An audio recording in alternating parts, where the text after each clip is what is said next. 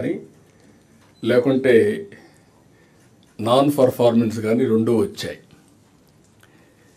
ఇంకొక పక్కన ఈరోజు అందుకనే టెక్నాలజీ ఒక హ్యాండ్లుగా బిగ్ అడ్వాంటేజ్గా తయారైంది. మనందరికీ గుర్తుపెట్టుకోవాలి. ఈరోజు మనందరం ఇక్కడ ఉన్నాం. ఈరోజు files clearance we can go through real time. ఎవరు ఏం చేశారో ఈ మంత్లో చూసుకుంటాం. ఈ మంత్లోనే కాకుండా పబ్లిక్ పర్సెప్షన్, ఏ సెక్రటరీ, ఏ ఆఫీసర్ ఎక్కడ పనిచేశారు, మీ కింద నుండే డిపార్ట్మెంట్ల యొక్క పర్ఫార్మెన్స్ని yearly, quarterly, monthly, daily monitor చేసే పరిస్థితికి వచ్చాం టెక్నాలజీ వల్ల. అదే మరి ఇంకొక పక్కన మీరు చూసినప్పుడు డేటా డ్రివన్ గవర్నెన్స్ గురించి మాట్లాడుతున్నాం. నేను ఎన్నోసార్లు చెప్పాను మీకు, డేటా లేక్ రెడీ అయింది, మన వాళ్ళు ఎక్స్ప్లెయిన్ చేస్తారు. ఈ డేటా లేక్ వల్ల స్టేట్ గవర్నమెంట్, సెంట్రల్ గవర్నమెంట్ అన్ని డిపార్ట్మెంట్లని ఇంటిగ్రేట్ చేసాం. Data real time. అది ఇంటిగ్రేట్ చేసిన తర్వాత ఆ డేటాలో మనకు క్లారిటీ వస్తుంది. ఏ ఆఫీసరు ఏమనుకుంటున్నాడో కూడా ఉంటుంది ఇప్పుడు దీంట్లో. Very interesting. ఎందుకంటే పబ్లిక్ పర్సెప్షన్కి మనం ఐవీఆర్ఎస్ తీసుకుంటున్నాం. ఒకప్పుడు public perception only intelligence department ఒకటి ఉంటుంది. సీఎంకి ఎప్పుడు ఒక చీఫ్ మినిస్టర్కి, ప్రైమ్ మినిస్టర్కి ఐబీ ఉంటుంది, ఇక్కడ ఇంటెలిజెన్స్ ఉంటుంది.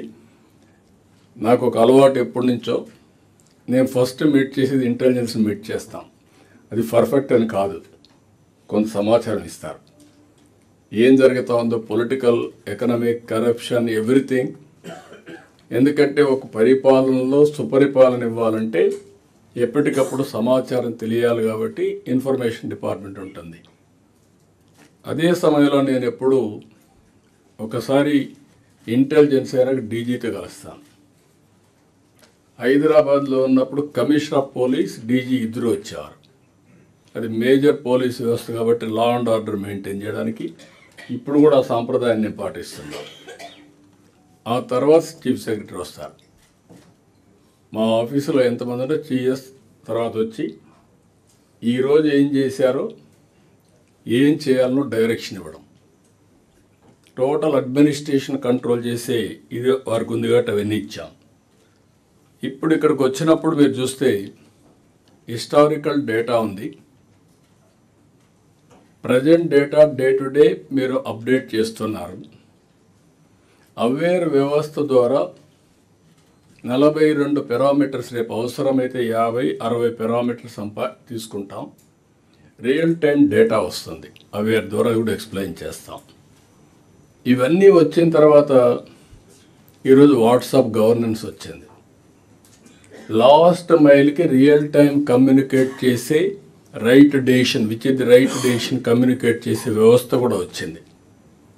దీనివల్ల ఆఫీసర్స్ ఏ డెసిషన్ తీసుకున్నా 95% ఎక్యురసీ, 90% ఎక్యురసీ వస్తుంది.